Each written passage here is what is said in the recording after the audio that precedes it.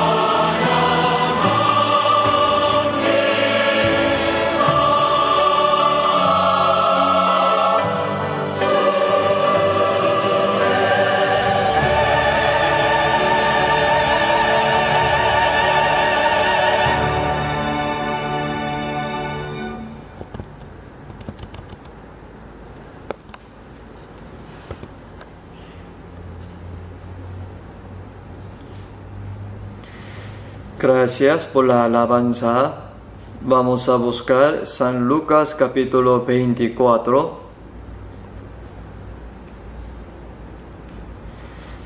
San Lucas capítulo 24, desde 44 al 49.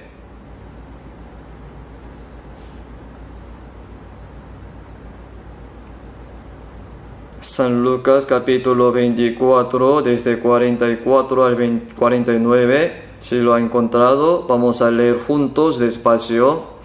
Y les dijo: estas son las palabras que os hablé, estando aún con vosotros, que era necesario que se cumpliese todo lo que está escrito de mí en la ley de Moisés, en los profetas y en los salmos. Entonces les abrió el entendimiento para que comprendiese las escrituras, y les dijo: así está escrito, y así fue necesario que el Cristo padeciese y resucitase de los muertos al tercer día, y que se predicase en su nombre arrepentimiento y el perdón de pecado en todas las naciones, comenzando desde Jerusalén. Y vosotros sois testigos de estas cosas. He aquí, yo enviaré la promesa de mi Padre sobre vosotros, pero quedaos vosotros en la ciudad de Jerusalén hasta que seáis investidos de poder desde lo alto. Mucho gusto, tiene mucho calor, pero sería mejor estar aquí que fuera. Ahora, hay muchas personas que padecen muchas dificultades por la inundación o la desastre en China o en sudeste de Asia. También hay personas en nuestro país que están pasando dificultades debido a la fuerte lluvia que cayeron en la provincia Chungnam del sur hace unos días. Sería mejor que pensemos que nuestra situación, la gran gracia de Dios, comparando con otra. El viernes antes de ayer, 14 de julio, comenzó el retiro de verano. El primer retiro de verano comenzó el viernes 12 de julio y hoy se está predicando el Evangelio. Más de 11,000 personas han inscrito en el primer retiro. Y más de 8,800 personas almorzaron el sábado. Es decir, más de 10,000 personas se reúnen en la conferencia, aprendiendo juntos la palabra y predicando el Evangelio. En realidad, cuando realmente ve allí, no siente que estén tan llenos, porque están tan ordenados todos. Por eso creo que podemos ver la obra de Dios por medio de esta conferencia. Y ahora se está predicando el Evangelio en esta hora. El pastor Ri y ahora está predicando la palabra del Evangelio desde 9 de la mañana hasta 11:30 de la mañana, a través de este retiro de verano 2024. Espero que muchas almas perdidas reciban la salvación, dándole la gloria al Señor. Les pido oraciones, que el Espíritu Santo obre así. En cada conferencia nosotros predicamos sobre Jesucristo. ¿Quién es Jesucristo? ¿Qué ha hecho? ¿Cómo? ¿Qué tiene que ver conmigo? ¿Qué es vivir creyendo en Él? Nosotros predicamos sobre esto mediante la Biblia. Entonces, ya que se está realizando el retiro ahora, me gustaría aprender también sobre Jesús. Ya sabemos bien muchas partes de Jesús. Por eso, Jesús dijo en San Lucas capítulo 24, versículo 44, después de resucitar Jesús, les dijo a sus discípulos esta palabra. Versículo 44, y les dijo: estas son las palabras que os hablé, estando aún con vosotros, que era necesario que se cumpliese todo lo que está escrito de mí en la ley de Moisés, en los profetas y en los salmos. Por eso, en primer lugar, por medio de todo lo que está escrito de Jesús en la Biblia, vamos a aprender quién es Jesús. Y en segundo lugar, aquí dice, se cumpliese todo lo que está escrito de mí. Ya se ha cumplido todo lo que está escrito de Jesús. Por eso me gustaría que podamos aclarar lo que hizo Jesús. Hizo a través de la Biblia con mayor claridad. Y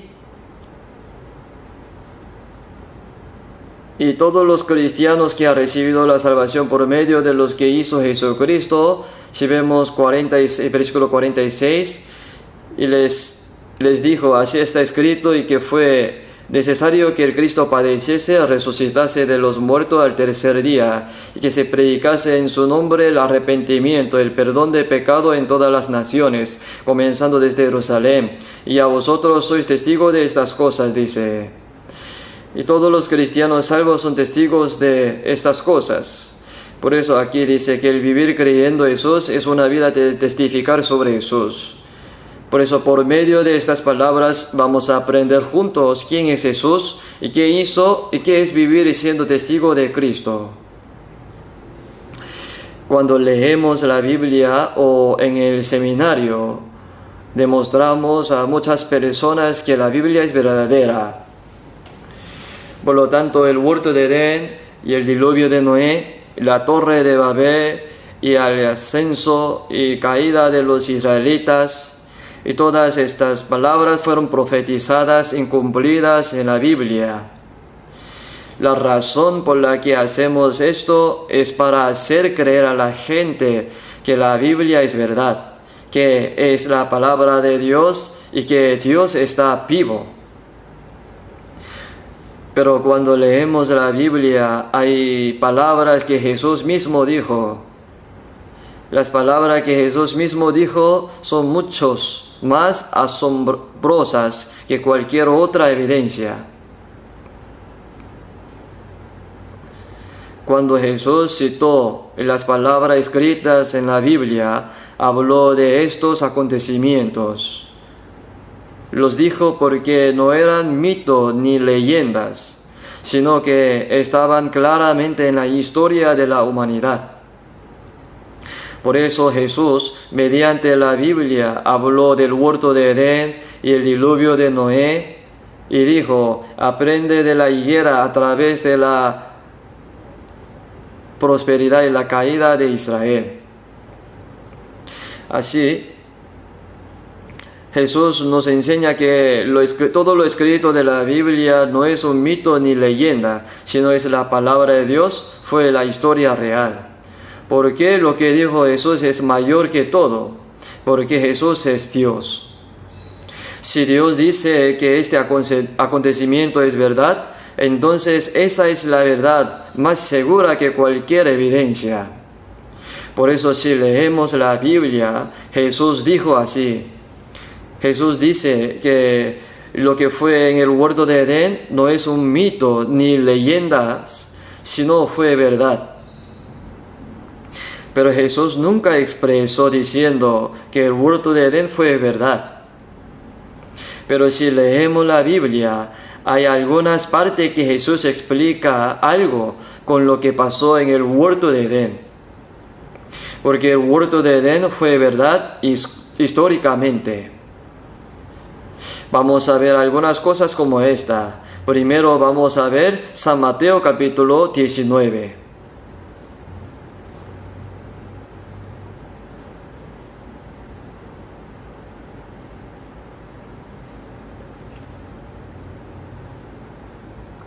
San Mateo capítulo 19, versículo 3. Los fariseos que tentaron a Jesús les preguntaron así.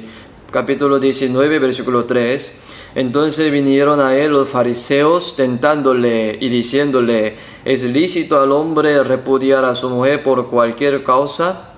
Cuando Jesús recibió esa pregunta, les explicó con el acontecimiento del huerto de Edén. Versículo 4, él respondiendo les dijo, ¿no habéis leído que el que los hizo al principio varón y hembra los hizo? Citó Génesis capítulo 1, versículo 27. Creó Dios al hombre a su imagen, a imagen de Dios lo creó, varón y hembra los creó. Habló como tal está escrito. Versículo 5. Y dijo, por esto el hombre dejará a su padre y madre y se unirá a su mujer y los dos serán una sola carne. Esto fue lo que pasó en el huerto de Edén. Dios formó a Adán en el huerto de Edén y lo puso allí. Y no le pareció bien que Adán estará solo. Por eso lo hizo dormir profundamente y sacó la costilla de Adán y la tomó e hizo una mujer. Y la trajo a Adán y dijo a Adán, esto es ahora hueso de mis huesos, carne de mi carne. Y luego Dios dijo, por cuanto dejará el hombre a su padre y a su madre y se unirá a su mujer y será una sola carne. Lo que dijo a Adán en el huerto de Edén, Jesús lo dijo como tal está escrito. Si el huerto de Edén fuera mito o leyendas, no diría así. Adán estaba en el huerto de Edén, sacó la costilla de Adán y hizo a Eva. Y se la trajo y les dijo, por esto el hombre dejará a padre y madre y se unirá a su mujer, y los dos serán una sola carne. Porque fue verdad el huerto de Edén. Pero ahora quiero aclarar sobre el matrimonio mediante esta palabra. A veces los jóvenes hermanos que se casan o los hermanos que tienen tiempos matrimonial preguntan así, ¿cómo yo podría saber que Dios me ha traído la pareja con que yo vivo? Casi los varones hermanos no preguntan, sino mayormente las hermanas preguntan así. No sé por qué. Y versículo 6 continuó leyendo, así que no son ya más dos, sino una sola carne. Por tanto, lo que Dios juntó, no lo separe el hombre. No nos casamos porque nos juntamos y dijimos, vamos a casarnos. Si vemos Génesis capítulo 2, versículo 23, 24. Y les dije antes, ¿no? Cuando trajo a Eva hacia Adán, Adán dijo, esto es ahora hueso de mis huesos y carne de mi carne. En realidad, esa mujer era muy amable y hermosa. Y le dijo a Adán, por esto el hombre dejará a padre y madre y se unirá a su mujer, y los dos serán una sola carne. Este es el matrimonio. Y el matrimonio es lo que Dios ha establecido. ¿Qué es el matrimonio? Es lo que Dios juntó. Y el matrimonio significa lo que Dios juntó. El hombre y la mujer sean uno. Eso es el matrimonio. La vida matrimonial, ¿qué es? Es vivir no dividiendo lo que Dios juntó. Por eso dijo, lo que Dios juntó, no lo separe el hombre. El matrimonio no debe confundirse con la vida matrimonial. El matrimonio es lo que Dios juntó. O sea, es lo que Dios juntó, que el hombre y la mujer sean uno. Y la boda es una manifestación de ello frente a las personas. La vida matrimonial es vivir hasta el final, no dividiendo la unidad. En Efesios capítulo 4, versículo 3, pone, solícitos en guardar la unidad del Espíritu en el vínculo de la paz. Los cristianos salvos después de la salvación se hacen miembro del cuerpo de Cristo. Este cuerpo es uno. Cuando recibe la salvación mediante la iglesia, somos uno, como el cuerpo es uno. Por eso dijo, solícitos en guardar la unidad. ¿Por qué? Porque se puede quebrar, dividir. Asimismo, Jesús dijo, lo que Dios juntó, no lo separe el hombre. ¿Por qué? ¿Por qué dijo? Porque el hombre podría separar lo que Dios juntó. Entonces, cuando sabemos si este cónyuge con el que estoy viviendo ahora es la pareja que Dios juntó conmigo o no, ¿cómo podríamos saber cuándo? ¿Cuándo podremos saber? Después de pasar todas las dificultades de la vida y todo el peligro que se podría romper la relación, cuando tenga canas y tomando las manos juntos, viendo la caída del sol, dice, tú y yo realmente fuimos emparejados por Dios. En ese entonces sabremos realmente. Ahora apenas tiene poco tiempo de vida matrimonial, pero no tiene que tratar de saber si es la pareja que Dios me ha dado. ¿Y ahora qué tenemos que hacer? Ahora nosotros vivir sin romper lo que Dios juntó es la vida matrimonial. Por eso en Génesis capítulo 24, versículo 67, la trajo Isaac y tomó a Rebeca por mujer y la amó, dice. No la tomó porque le amaba, sino la tomó y la amó. Cuando toma a tu mujer y la ama, pero hay momentos en que la amas, pero hay momentos que no puedes amarla. Aún así debes amarla, es la vida matrimonial. Me gustaría que mediten eso mediante esta palabra. Cuando Jesús habló de esta parte sobre el matrimonio, dijo con lo que pasó en el huerto de Edén. Porque el huerto de Edén fue verdad. Y también Jesús, en San Mateo capítulo 24, cuando habló de las señales del fin del siglo. Mas como en los días de Noé, así será la venida del Hijo de Hombre, porque como en los días antes del diluvio estaba comiendo, bebiendo, casándose y dando en casamiento, hasta el día en que Noé entró en el arca, no entendieron hasta que vino el diluvio y se lo llevó a todos. Así será también la venida del Hijo de Hombre. Dijo esto porque el diluvio de Noé fue verdad. Si fuera mito o leyenda, no lo diría. Lo dijo porque era verdad. Y también cuando el pueblo de Israel estaba en el desierto, salió de Egipto, vivía en el desierto durante 40 años, y Dios le envió las serpientes ardientes, y lo hizo morder porque el pueblo de Israel murmuraba y se quejaba. Cuando ellos estaban dolidos por las serpientes ardientes, Dios dijo a Moisés, hazte unas serpientes ardientes y ponlas sobre una asta. Cualquiera que fuere mordidos, mirare a ella, vivirá. No pensamos que un hombre que se está muriendo por la mordura de una serpiente, vivirá al ver una serpiente de bronce. Así que muchos piensan que esto fue una metáfora o no fue real. Pero Jesús, en San Juan capítulo 3, versículo 14, pone, como Moisés levantó la serpiente en el desierto, así es necesario que el Hijo de Hombre sea levantado. Dijo que ese acontecimiento fue verdad. Y cuando el pueblo de Israel, Maestro, deseamos ver de ti señal, entonces Jesús les habló de Jonás. Porque como estuvo Jonás en el vientre de gran pez 3 días y 3 noches, así estará el Hijo de Hombre en el corazón de la tierra 3 días y 3 noches. Entonces lo que Jonás estuvo en el vientre de pez, Jesús dijo que fue verdad. Hay muchísimas partes como tal, así, sobre la ciudad Sodoma y Gomorra. La gente pensaba que Sodoma y Gomorra era un mito o leyendas, porque el fuego cayó del cielo y quemó esas ciudades. Y la esposa de Lot se hizo la estatua de sal al mirar atrás. La gente al escucharlo piensa que es un mito o leyendas. Se le hace difícil aceptarlo como real.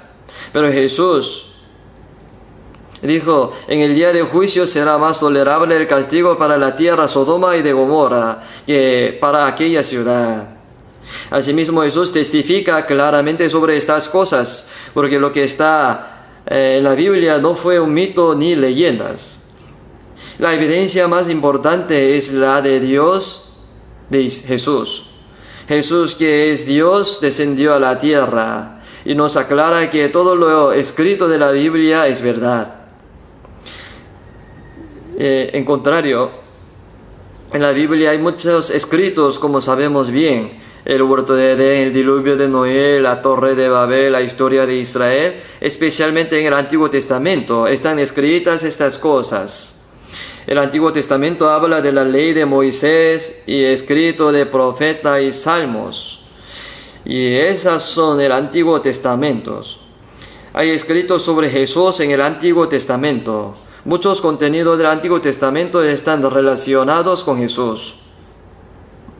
Por eso Jesús dice que todo lo escrito en la Biblia es verdad.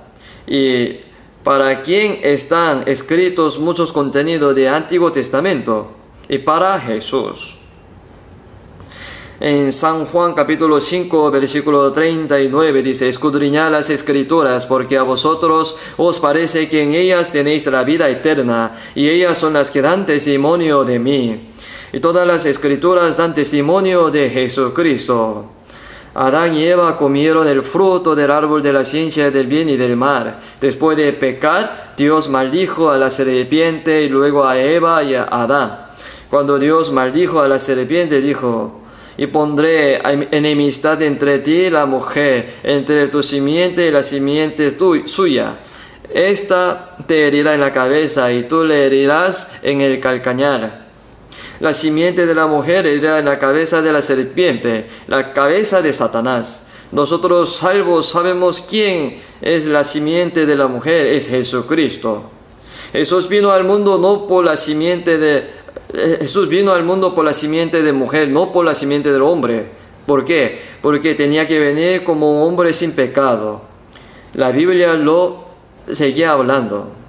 Y después expulsó a Adán y a Eva del huerto de Edén. Cuando Dios los expulsó de Edén y los vistió de la túnica de pieles y los echó. Dios, para cubrir ese pecado que cometieron Adán y Eva tenían que morir por ese pecado, pero Dios mató un animal en el lugar de Adán y Eva y sacó la piel y hizo las túnicas y los vistió. Esa túnica de piel es Jesucristo, lo sabemos muy bien. Todo lo escrito de mí en la Biblia, todo lo escrito está escrito de Jesús. Y Adán y Eva engendraron a sus hijos, Caín y Abel, ¿no? Ellos dieron ofrenda a Dios. Caín trajo del fruto de la tierra una ofrenda a Jehová, y Abel trajo también de los primogénitos de sus ovejas, de lo más gordo de ella. Dios recibió la ofrenda de Abel, no la de Caín. Y el sacrificio de esa oveja que dio Abel, la mató y se la dio, y fue Jesucristo. Lo sabemos muy bien. Estaba claro que Abel no podía presentarse ante Dios a causa de sus pecados, pero él entendió el secreto de esa túnica de piel que vistió a sus padres y se dio cuenta de que alguien tenía que morir para que un pecador como yo se presentara ante Dios. Mató a un animal inocente en el lugar de sus pecados ante Dios y recibió el perdón de sus pecados ante Dios. Y en Hebreo 11:4 pone: por la fe Abel ofreció a Dios más excelente sacrificio que Caín. Todas estas cosas se refieren a Jesucristo.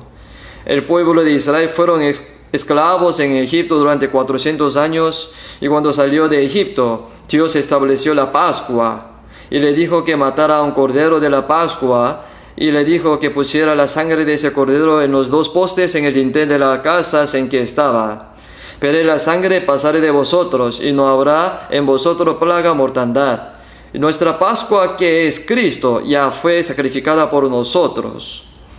Y en los tiempos de Antiguo Testamento, Dios designó las fiestas de los israelitas. El pueblo de Israel cada año las hacía para acercarse a Dios mediante estas fiestas. Y las fiestas de Israel se dividen en tres partes. La fiesta de los panes sin levadura, que se llama la Pascua. Jesús murió como el Cordero de la Pascua. La fiesta de los panes sin levadura se refiere a la muerte de Jesús. Y la fiesta de los primicias de las siega de trigo se refiere a la resurrección de Jesús. Todas estas cosas indican a Jesús. Y después de la ascensión y resurrección de Jesús, y 50 días después el Espíritu Santo descendió. En realidad, en el día de Pentecostés, el Espíritu Santo descendió, y el Espíritu Santo que descendió de esta manera nos hizo darnos cuenta en nuestros corazones de lo que Jesucristo había hecho.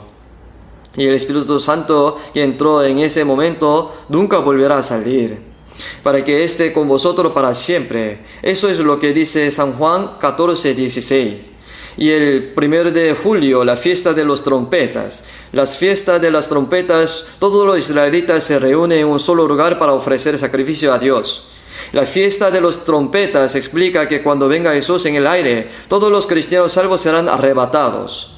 Y el 10 de julio es el día de la expiación. Dice que Jesús viene a esta tierra y perdona todos los pecados. Y la fiesta de los tabernáculos nos dice que Jesús reinará en el milenio. Y estas cosas están escritas en el Antiguo Testamento. Todas están escritas en mí, dice. No solo lo está escritas sin sentido, sino que todo lo está escrito de mí en la ley de Moisés, en los profetas, en los salmos. Por eso la Biblia escribe todos sobre Jesús. Y Jesús habla claramente que todo lo escrito de la Biblia no es un mito ni leyendas. Entonces toda la parte de la Biblia, ¿de qué se trata? De Jesús. Entonces vamos a pensar. Y Jesús dijo en San Lucas capítulo 24, todo lo que está escrito de mí en la ley de Moisés, en los profetas y en los salmos. Entre todo lo escrito, ¿cuál sería lo más importante? Hay todo lo escrito sobre Jesús en el Antiguo Testamento. Hay muchas cosas, ¿cierto? Pero entre ellas, ¿cuál sería la más importante? Lo más importante es Jesucristo. El Antiguo Testamento es una promesa de enviar a Cristo. Él envía a Cristo. Lo más importante acerca de Jesús es que Jesús es el Cristo y Dios envía a ese Cristo. Esto fue lo que dijo. Sí, y cuando leemos la Biblia, y vamos a ver Deuteronomio capítulo 18.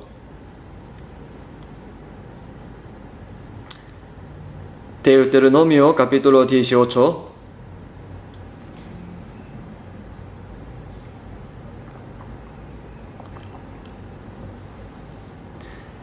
Deuteronomio capítulo 18. Dios dijo a Moisés.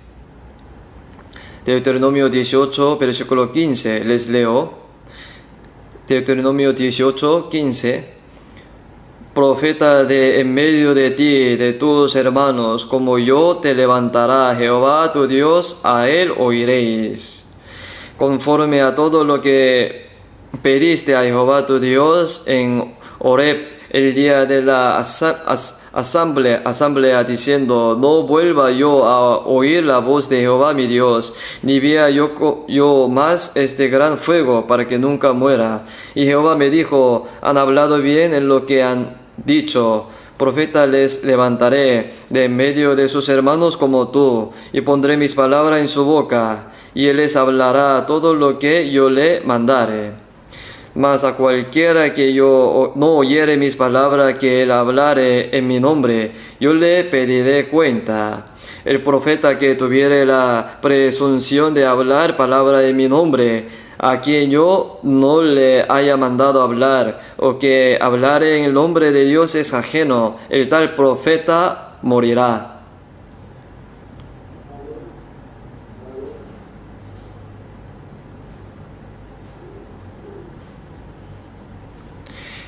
Dios le dijo a Moisés, profeta de en medio de ti, de tus hermanos, como yo te levantaré.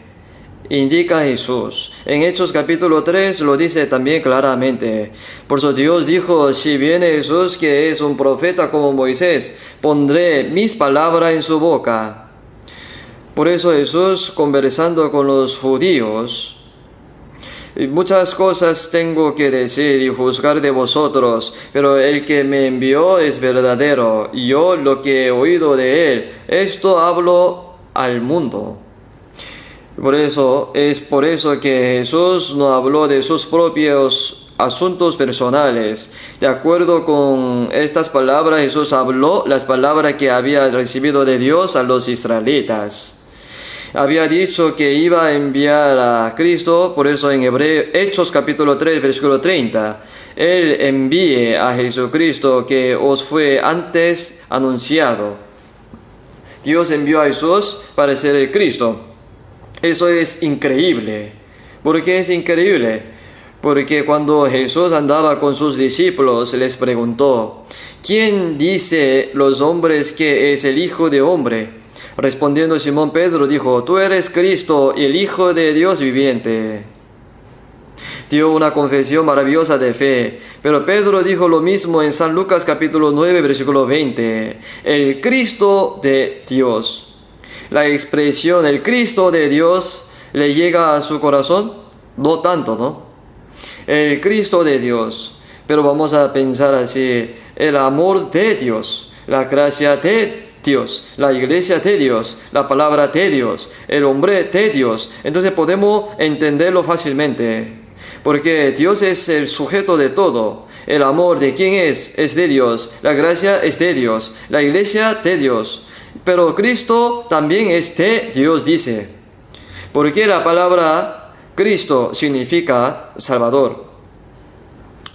Porque el hombre también puede salvar al hombre. Alguien que es más capaz que yo, alguien que es más poderoso, puede sacarme de un medio de una situación dura y difícil.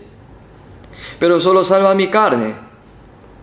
En San Mateo capítulo 10, versículo 28 dice, no temáis a los que matan el cuerpo, mas el alma no puede matar. Temed más bien a aquel que puede destruir el alma y el cuerpo en el infierno.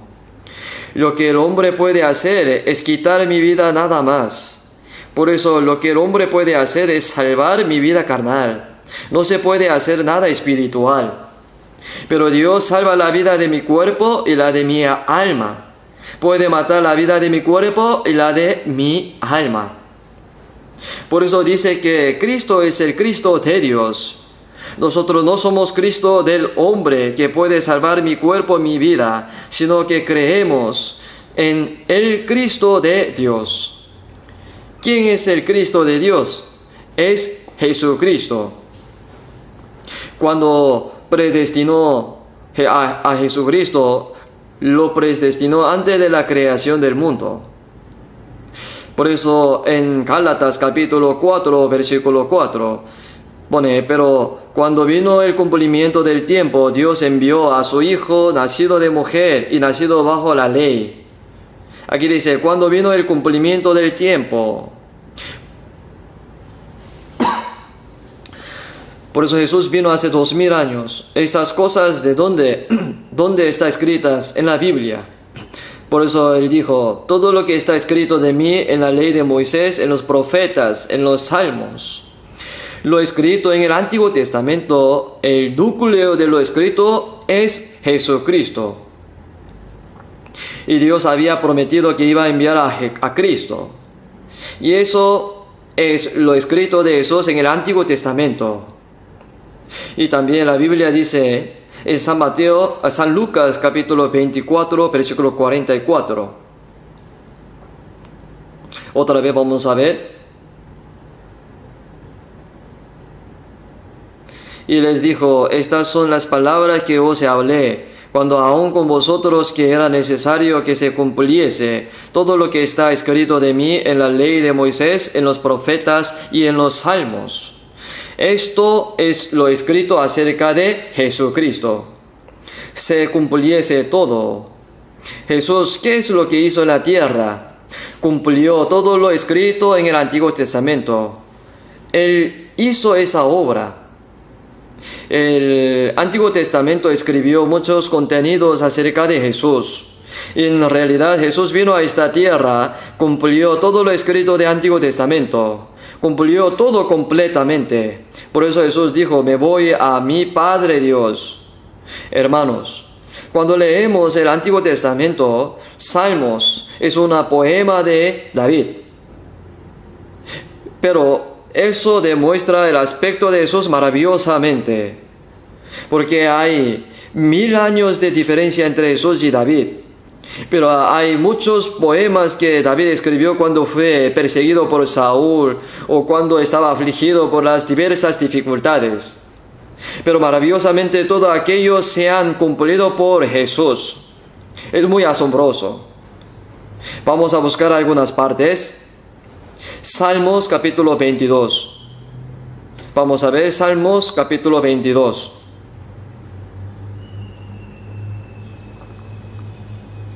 Salmos 22. Es un poema de David. Salmos 22, versículo 1, vamos a ver. Dios mío, ¿por qué me has desamparado? ¿Por qué estás tan lejos de mi salvación y de las palabras de mi clamor? Cuando Jesús murió en la cruz, dijo, Dios mío, ¿por qué me has desamparado? Esto se ha cumplido como tal, está escrito. Y también versículo 6.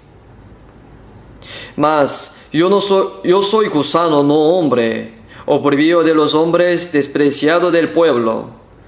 Y todos los que me ven me escarnecen, estiran la boca, menean la cabeza diciendo, se encomendó a Jehová, líbrale él, sálvale, puesto que en él se complacía. Cuando Jesús fue crucificado, se han cumplido todos, como tal está expresados.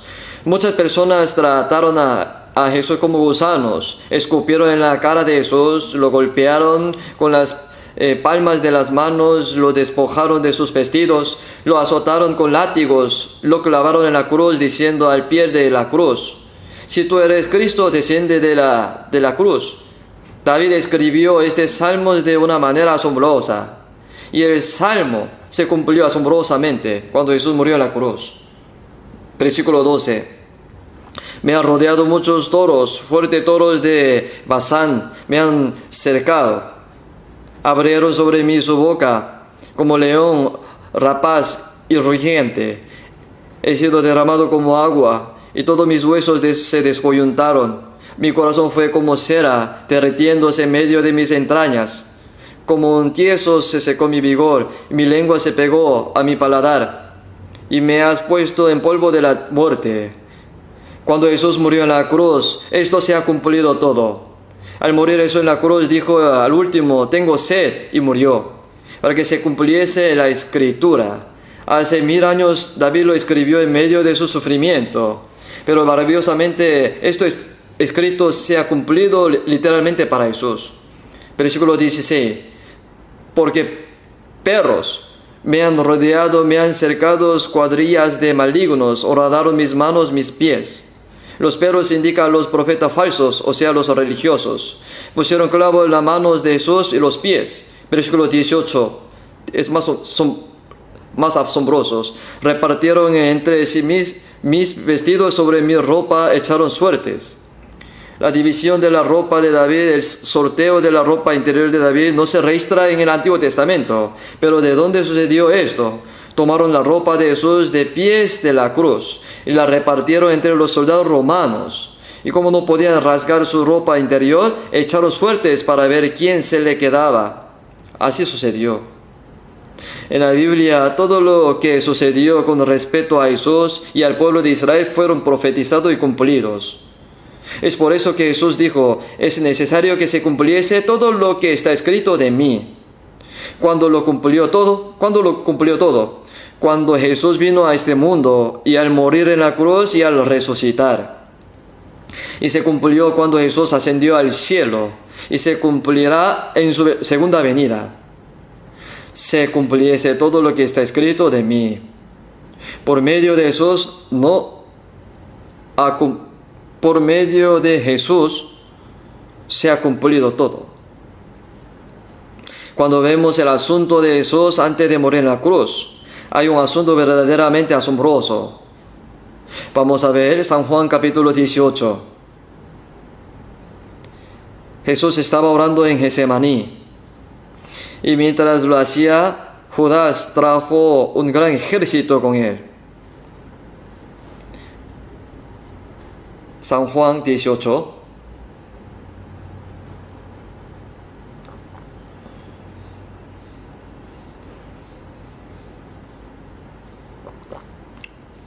Y Judas, versículo 3.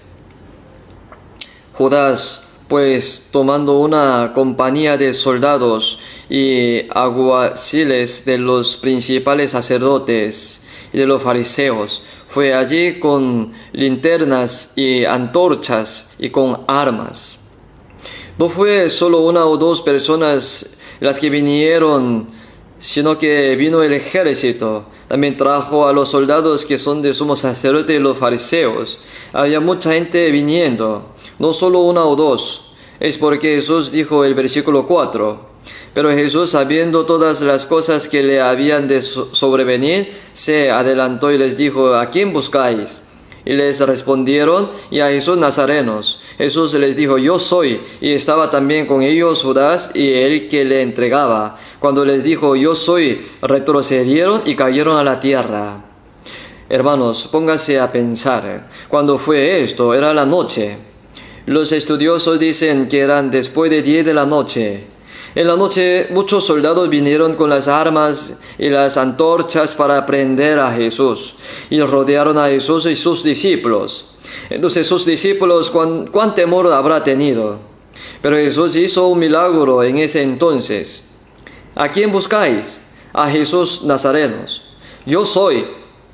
Cuando les dijo yo soy, retrocedieron y cayeron a la tierra.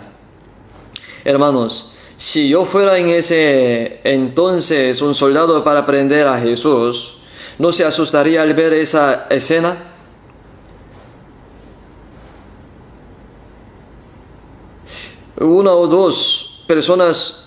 Si una o dos personas hubieran caído, uno podría pensar: se cayó por una piedra de tropiezo en medio de la noche. Pero todas estas personas, todos esos ejércitos, todos a la vez retrocedieron. Y los soldados postrados al ver eso, ¿cuántos se habrían sorprendido? El pueblo fue arrastrado hacia atrás por alguna fuerza y cayó al oír una palabra de Jesús. ¿Cuánto habrían tenido miedo? Porque Jesús lo hizo así. En ese entonces de arresto final de Jesús, la razón es que Dios hizo lo que Jesús hizo para cumplir la Biblia. Versículo 7. Volvió pues a preguntarles: ¿a quién buscáis? Y ellos dijeron: a Jesús Nazareno. Respondió Jesús: y os he dicho que yo soy. Pues si me buscáis a mí, dejad ir a estos. O sea, no toques a estas personas, sino tiene que llevarme a mí. No toque a estos discípulos. Hermanos, imagínense, hay personas malas, hay personas que siguen a aquella. Todo el ejército se han reunido para arrestarlos. Entonces arrestará solo al líder o a todos los seguidores. Obviamente a todos, ¿cierto? Si Jesús no hubiera realizado tal milagro al final, todos los discípulos habrían sido arrestados. Entonces podría haber sido crucificados y haber muerto.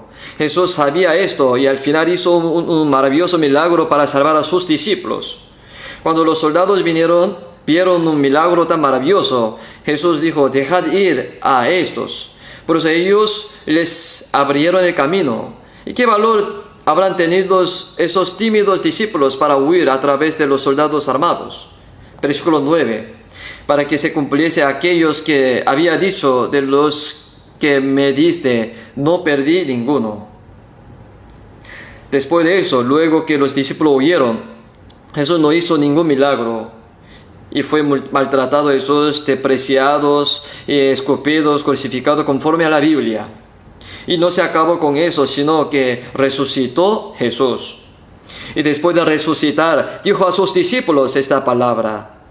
Vamos a volver a San Lucas capítulo 24.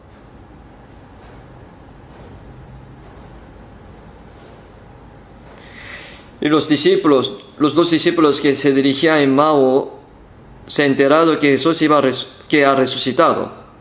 Y ahora salen de Jerusalén, baja en Emmaú. Y fue entonces cuando Jesús se encontró con ellos. El capítulo 24, versículo 15. Sucedió que mientras hablaba y discutía entre sí, Jesús mismo se acercó y caminaba con ellos. Y mas los ojos de ellos estaban velados para que no le conociese. Y les dijo: ¿qué prácticas son estas que tenéis entre vosotros mientras camináis? ¿Y por qué estáis tristes? Respondiendo uno de ellos, que se llamaba Cleofas, y les dijo: ¿eres tú el único forastero en Jerusalén que no has sabido las cosas que en ella han acontecido en estos días? Entonces les dijo, ¿qué cosas? Y ellos le dijeron de Jesús Nazarenos, que fue varón profeta, poderoso, en obra, en palabra delante de Dios y de todo pueblo, y cómo le entregaron los principales sacerdotes y nuestros gobernantes a sentencia de muerte y le crucificaron. Pero nosotros esperábamos que Él era el que había de redimir a Israel. Y ahora, además de todo esto, hoy es ya el tercer día que estos acontecidos. Aunque también nos han asombrado unas mujeres de entre nosotros, las que antes del día fueron al sepulcro. Como no hallaron su cuerpo, vinieron diciendo que también había visto visión de ángeles, y quienes dijeron que Él vive. Y fueron algunos de los nuestros al sepulcro, y hallaron así como las mujeres habían dicho, pero a Él no le vieron. Versículo 25, leamos juntos. Entonces les dijo, oh insensatos y tardos de corazón para creer todo lo que los profetas han dicho. Versículo 26 también, leamos juntos. No era necesario que el Cristo padeciera estas cosas y que entraras en su gloria. Y comenzando desde Moisés, siguiendo por todos los profetas, les declarabas en todas las escrituras lo que de él decía. Esto es lo que el Antiguo Testamento dice de mí. Lo más importante del Antiguo Testamento es el enviar a Jesús, a Cristo. Es Cristo. Ese Cristo soy yo. Escribió que Cristo padeciera y resucitara los 3 días. Y esto sucedió ahora. Y ahora estoy resucitados. Por eso todo lo escrito en la Biblia sobre Jesús se ha cumplido perfectamente todo, sin que se deje ninguno. Los estudiosos de la Biblia dicen que hay cientos de profecías escritas sobre Jesús en la Biblia. Dice que todos estos cientos de cosas se han cumplido sin ningún error. La más asombrosa de todas las profecías cumplidas es la muerte y la resurrección de Jesús. La muerte y la resurrección de Jesús. Porque Jesús vino a este mundo. Vamos a ver San Mateo capítulo 5. San Mateo capítulo 5.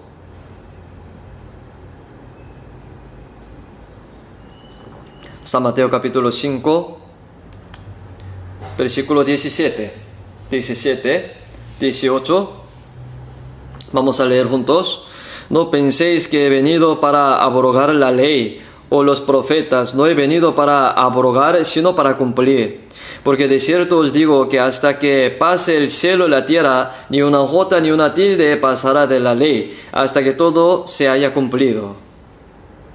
No penséis que he venido para abrogar la ley o los profetas. No he venido para abrogar, sino para cumplir. Hermanos, cuando estudiamos la ley y la Biblia, la ley se divide en 2 partes. Se divide en los 10 mandamientos y la ley de sacrificio. Dice que los 10 mandamientos son la ley. Y las leyes de sacrificio son la ley también. Es porque es la ley de Dios. Y ahora Jesús dice que no vino a esta tierra para abrogar la ley que Dios había ordenado, sino para cumplirla. Entonces, ¿cómo cumplió Jesús los 10 mandamientos el primer lugar? ¿Cuál es el requisito de los 10 mandamientos? Jesús les dijo, amará al Señor tu Dios con todo su corazón, todo tu alma, con toda tu mente. Y este es el primero y grande mandamiento. Y el segundo es semejante. Amará a tu prójimo como a ti mismo. De estos 2 mandamientos depende de toda la ley y de los profetas, dice. ¿Cuál es el requisito de la ley? Amarás. Amarás hasta la muerte. Jesús cumplió esa ley. Por eso en Romanos el cumplimiento de la ley es el amor. Dice. Romanos capítulo 13, versículo 8. Vamos a buscar. Romanos capítulo 13, versículo 10. Romanos 13, desde el versículo 8 vamos a ver. Versículo 8 les leo. No debáis a nadie nada, sino el amarnos unos a otros, porque el que ama al prójimo ha cumplido la ley. Porque no adulterarás, no matarás, no hurtarás, no dirás falsos testimonios, no codiciarás y cualquier otro mandamiento. En esta sentencia se resume, amarás a tu prójimo como a ti mismo. Versículo 10, vamos a leer juntos. El amor no hace mal al prójimo, así que el cumplimiento de la ley es el amor. El cumplimiento de la ley es el amor. Jesús cumplió el amor de Dios al morir en la cruz. Cumplió el requisito de la ley. Cumplió la ley. No penséis que he venido a abrogar la ley, los profetas, porque no he venido a abrogar, sino para cumplirla. Jesús cumplió el amor de Dios al morir en la cruz. Cumplió la ley. Otra cosa que Jesús cumplió la ley es la forma de la ley de sacrificio. Hermanos, el acto de recibir el perdón de pecados se llama el sacrificio. Cuando leemos la Biblia y la ley de sacrificio, Él hizo el sacrificio muy complicado. Esto se debe a que el acto de recibir perdón de los pecados ofreciendo sacrificio no fue iniciado por el hombre, sino que Dios le permitió al hombre que si lo hacía, yo perdonaría tus pecados. Por eso que Dios hizo que el sacrificio fuera difícil. Por eso el Antiguo Testamento, especialmente si leemos el libro de Levítico, se trata de la ley de sacrificio, pero no es nada fácil, es muy complicado. Vamos a ver Levítico 16. En el día de expiación, habla del sacrificio del perdón de los pecados. Levíticos 16, versículo 2. Jehová dijo a Moisés: di a Aarón tu hermano. Y este Aarón es el sumo sacerdote. Hay sacerdote para el pueblo de Israel. Y entre los sacerdotes hay sumo sacerdote, especialmente en el día de la expiación. Este Aarón es la figura de sumo sacerdote.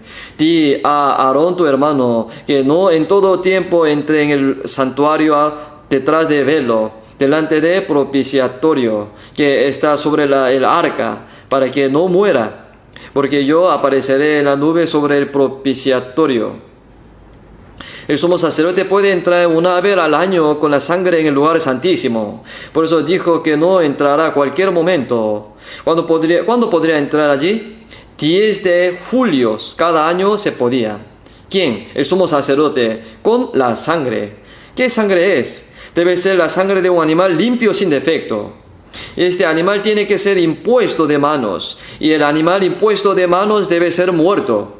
Y el sacerdote con esa sangre tiene que entrar en el lugar santísimo. Si no entrara de esa manera, incluso aunque sea el sumo sacerdote, morirá. Porque así es como se ve ser perdonado de los pecados por Dios. Por eso si leemos el Levítico 16, hay que darle sacrificio a Dios para el perdón de pecados. Pero ¿quién lo da? El sumo sacerdote. En segundo lugar, ese sumo sacerdote tiene que dar un sacrificio, o sea, un animal limpio sin defecto. Y tiene que poner las manos a ese sacrificio. Y ese animal impuesto de las manos debe ser muerto y derramar la sangre. Y en quinto lugar, es más importante. El sumo sacerdote con la sangre de ese animal entra en el lugar santísimo. Y le echa 7 veces... La echa 7 veces, entonces Dios perdona el pecado, dice. Versículo 14, vamos a ver. Tomará el sumo sacerdote, ¿no? Luego de la sangre del becerro y la rociará con su dedo hacia el propiciatorio al lado oriental. Hacia el propiciatorio esparcirá con su dedo 7 veces de aquella sangre. Después degollará el macho cabríos con expiación por el pecado del pueblo. Y llevará la sangre detrás del velo adentro, y hará de la sangre como hizo como la sangre de becerro. Y la esparcirá sobre el propiciatorio delante del propiciatorio. Entonces Dios perdona el pecado. No se explicó de manera fácil, pero en realidad no es fácil. Por eso la ley de sacrificio que Dios había ordenado para darle un sacrificio para el perdón de pecado. Primero, el sacerdote tiene que dar el sacrificio. En segundo lugar, tiene que dar un animal sin defecto. En tercer lugar, tiene que imponer las manos al animal. En cuarto lugar, animal impuesto de manos debe morir derramando la sangre. Al último, el sumo sacerdote toma esa sangre y entra en el lugar santísimo. Le echa 7 veces. Entonces Dios perdona el pecado. Jesús vino a esta tierra para dar ese sacrificio, o sea, la ley de sacrificio. Jesús no vino para abrogar la ley, sino para cumplirla. Entonces Jesús tiene que dar el sacrificio conforme a esta ley de sacrificio. Por eso el sacrificio que dio Jesús es el sacrificio eterno. Vamos a ver Hebreos capítulo 10.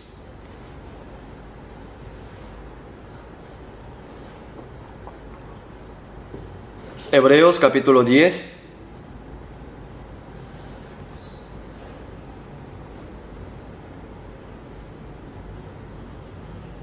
Capítulo 10, versículo 12. Vamos a leer juntos. Pero Cristo, habiendo ofrecido una vez para siempre un solo sacrificio por los pecados, se ha sentado a la diestra de Dios.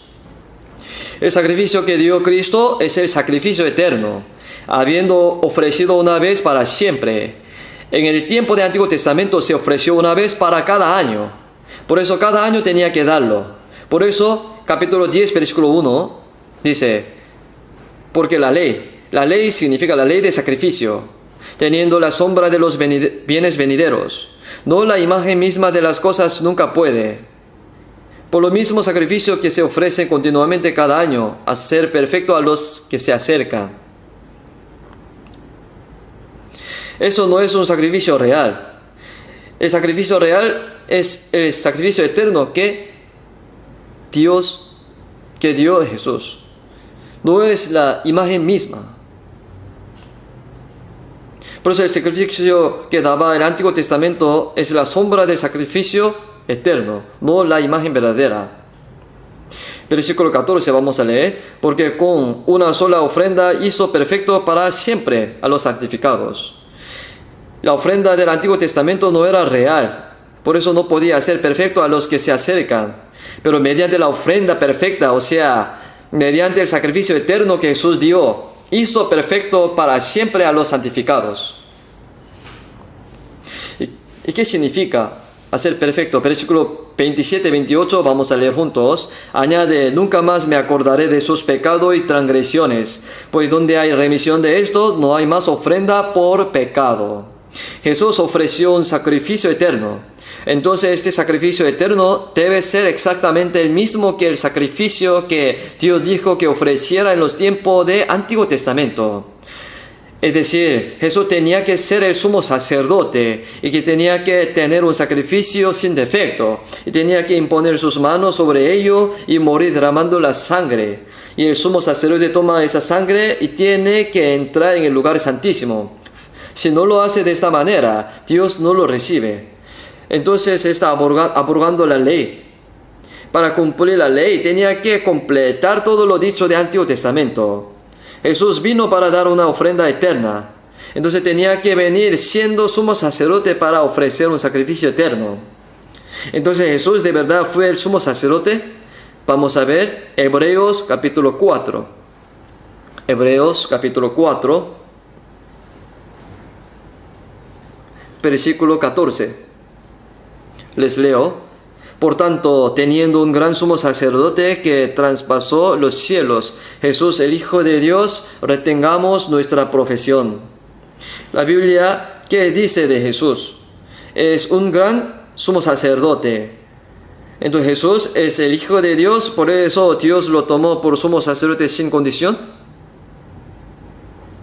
Así dice, capítulo 5, versículo 7. Vamos a ver.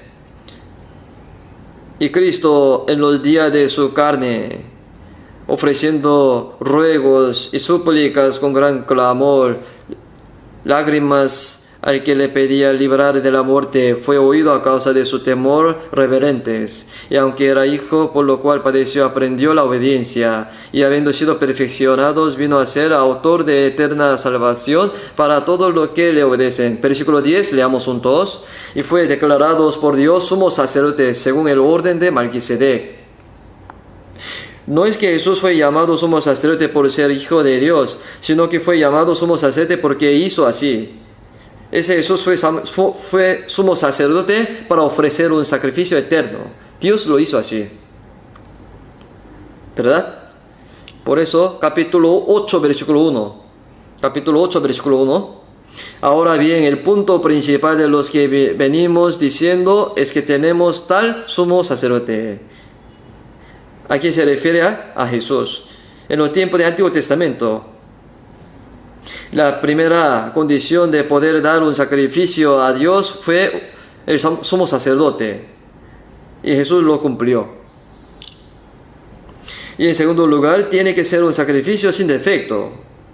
Pero se usará el sacrificio como un animal sin mancha, o un cordero, o como un ser humano, como en los tiempos del Antiguo Testamento. Debe ser usado como una persona. Pero el verdadero sacrificio por perdón de los pecados de las personas requiere que las personas mueran. Pero ¿qué tipo de persona debería morir? El hombre sin pecado. Pero Jesús es el único que está libre de pecado. Es por eso que Él dijo que vendría como descendiente de la mujer. Capítulo 8, versículo 3 dice: porque todo sumo sacerdote está constituido para presentar ofrendas y sacrificio, por lo cual es necesario que también éste tenga algo que ofrecer. Jesús, cuando da una ofrenda, tiene que tener un sacrificio, tiene que tener algo que ofrecer. Capítulo 9, versículo 23. Fue pues necesario que la figura de las cosas celestiales fuesen purificadas así, pero las cosas celestiales mismas con mejores sacrificios que estos. Si no lee el versículo anterior, realmente no entiende lo que esto significa. Versículo 18 vamos a ver: de donde ni aun el primer pacto fue instituido sin sangre. Versículo 19: porque habiendo anunciado Moisés todos los mandamientos de la ley a todo el pueblo, tomó la sangre de los becerros y de los machos cabríos con agua, leña, escarlatas, hisopo, y roció el mismo libro y también a todo el pueblo. Por eso santificó a ellos. Por eso dice: sin derramamiento de sangre no se hace remisión. Por eso en los tiempos de Antiguo Testamento no era real. Por eso mataba al animal y se limpiaba con esa sangre. Versículo 23: fue pues necesario que la figura de las cosas celestiales. ¿Cuáles son las cosas celestiales? Fuesen purificado así, pero las cosas celestiales mismas. Y el real sacrificio, cuando ofrezca el sacrificio eterno, no con animal, sino que se necesita el hombre, para perdonar el pecado del hombre. Pero ¿qué tipo de persona sería? Una persona sin pecado. Y Jesús es el único que no tiene pecado. Por eso no hay pecado en él, dice. Entonces Jesús dio su cuerpo como el sacrificio. Capítulo 10, versículo 10. Leamos juntos. En esa voluntad somos santificados mediante la ofrenda del cuerpo de Jesús Cristo, hecha una vez para siempre. Mediante la ofrenda del cuerpo de Jesús, hecha una vez para siempre, dice. Jesús dio su cuerpo. En Hebreo capítulo 9, versículo 14, dice: cuanto más la sangre de Cristo, el cual mediante el Espíritu eterno se ofreció a sí mismo sin mancha a Dios. Cumplió el segundo requisito. Jesús, que es sumo sacerdote, dio su cuerpo como ofrenda. ¿Cuál es el tercer lugar entonces? Hay que imponer las manos. La imposición de manos significa cargar pecado. Pero Isaías capítulo 53, versículo 6, vamos a buscar Isaías 53, versículo 6.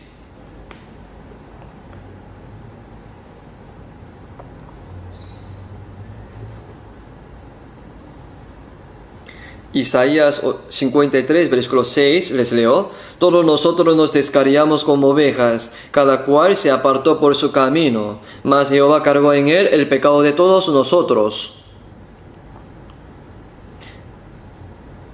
Jehová cargó en él, en Jesucristo.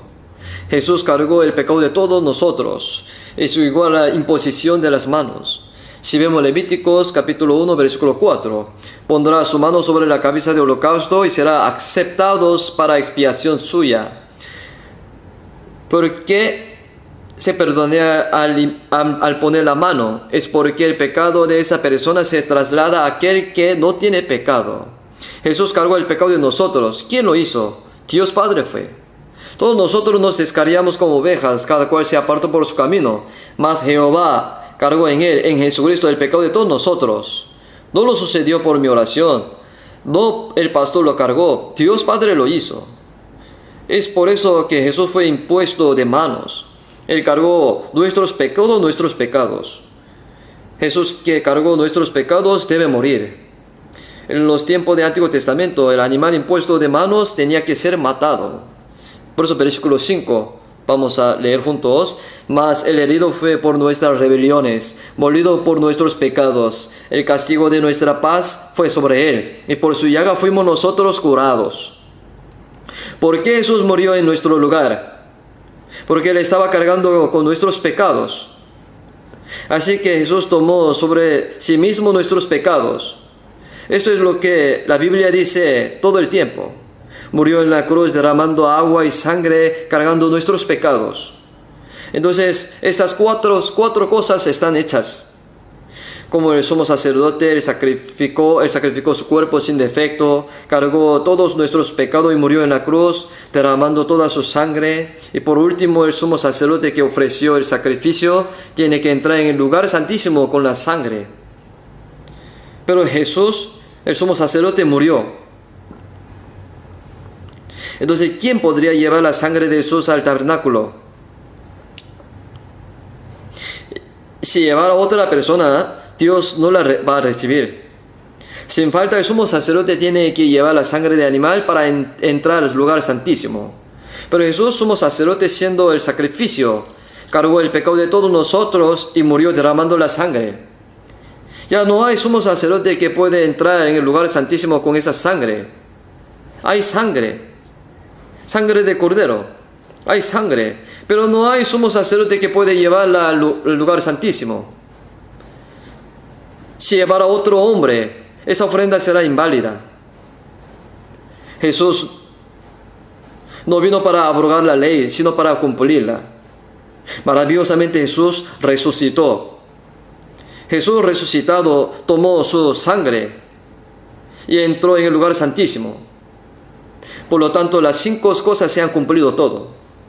Sumo sacerdote, el sacrificio sin defecto, cargó el pecado de todos, tomó su propia sangre, y Jesús entró en el lugar santísimo. Capítulo 9, versículo 14, vamos a ver. Hebreos 9, 14.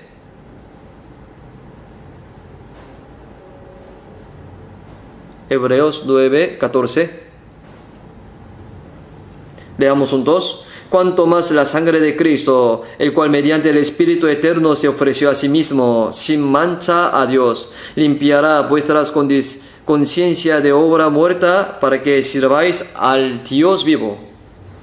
Cuanto más la sangre de Cristo, el cual mediante el Espíritu Eterno se ofreció a sí mismo, sin mancha a Dios.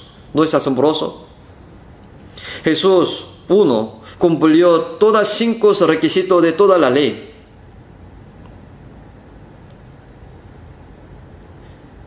Todas son las palabras que eran necesarias que se cumpliese todo lo que está escrito de mí. Estas indican la resurrección de Jesús. Jesús resucitó, sin embargo sus discípulos no lo creían. Oh insensatos, tardo de corazón para creer todo lo que los profetas han dicho.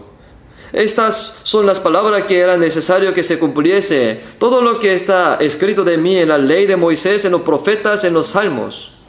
En San Lucas capítulo 24, versículo 44, estas indican la resurrección de Jesús.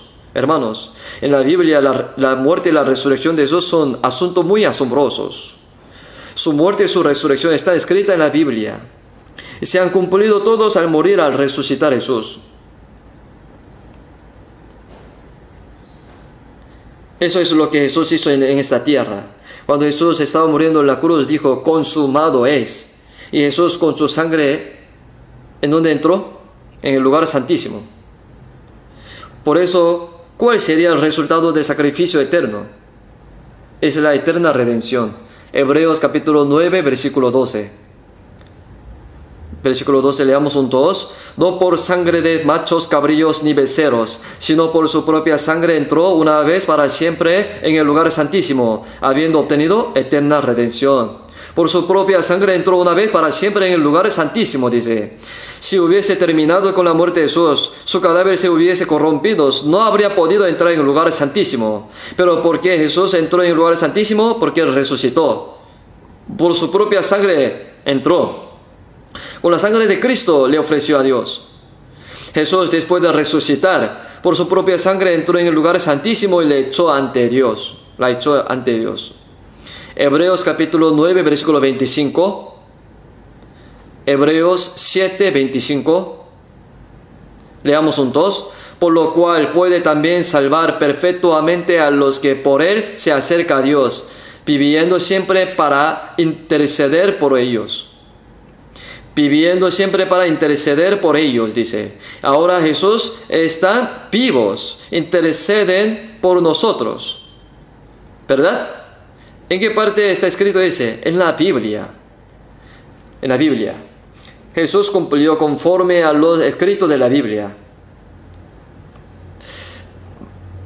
Romanos capítulo 8, vamos a ver. Romanos capítulo 8.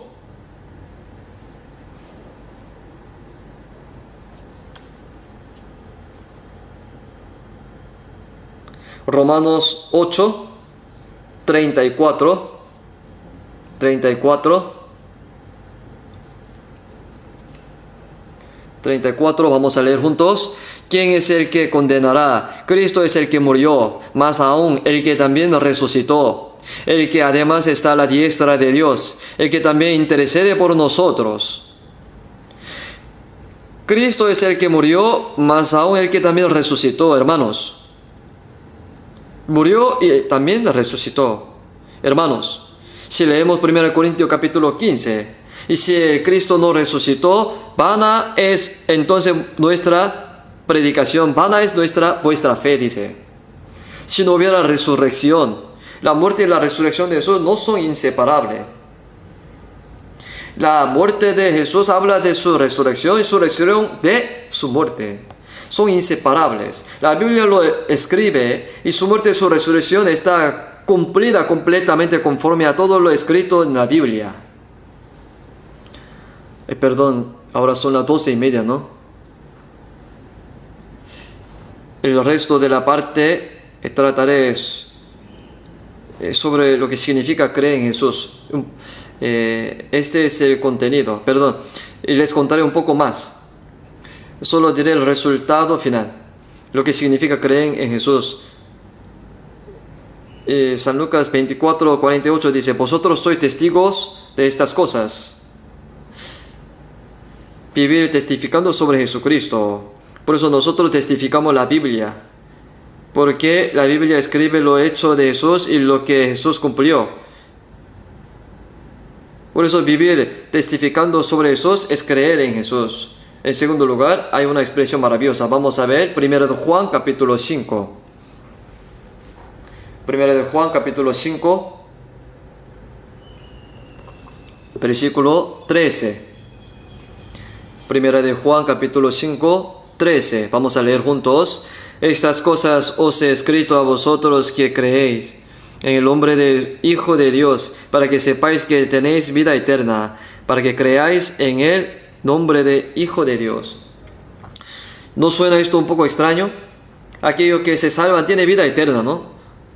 Pero cuando el apóstol Juan escribe esta larga carta, dijo, para que sepáis que tenéis la vida eterna. En la versión de inglés de la KJV dice, para que sepáis que tenéis la vida eterna y que sigáis creyendo en el nombre de Jesucristo. Eso es lo que está diciendo entonces. ¿Por qué los cristianos salvos no creen en Jesús? Pero la razón por la que dijo esto es porque a menudo olvidamos a Jesús en nuestra vida. Es porque muchas circunstancias, situaciones nos olvidamos de Jesús. Es porque olvidamos de lo que Jesús hizo. Porque olvidamos que tenemos la vida eterna.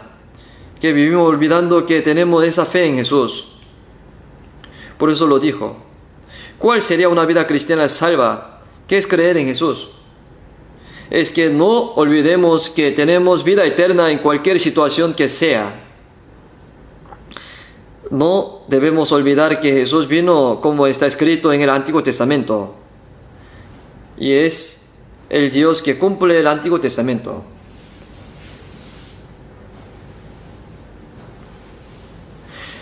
Yo les doy vida eterna y no perecerá jamás, ni nadie las arrebatará de mi mano.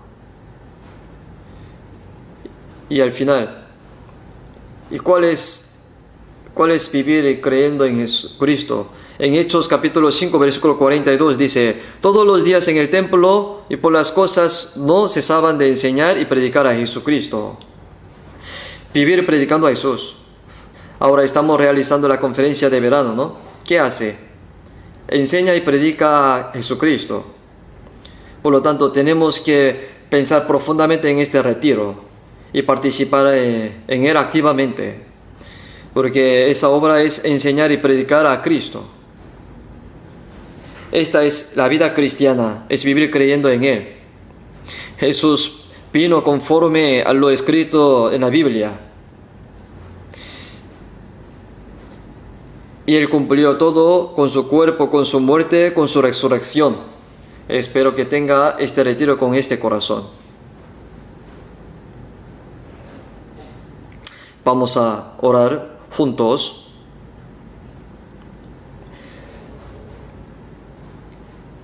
Dios, gracias por tu gracias y por tu amor. Jesús vino a este mundo y dice que Dios Padre lo envió a este mundo. Y Jesús dijo, he venido conforme a lo escrito de mí en la Biblia y cumplió todo lo escrito. Y se ha cumplido todo por medio de Jesús, sin caer ni una jota ni una tilde de la ley. Y ayúdanos a comprender cuáles son la gracia y el amor de Jesús que cumplió todo. Y permítenos el corazón precioso que podamos enseñar y predicar a Cristo y reunir nuestro corazón para poder participar en esta obra. Y ayúdanos a reunir nuestro corazón y nuestra voluntad durante el retiro de verano, para que podamos ver tu gloria, Señor. Y llénanos de tu gracia y guíanos, dejando todo en ti. En el nombre de Jesús, quien nos salvó de pecado, hemos orado. Amén.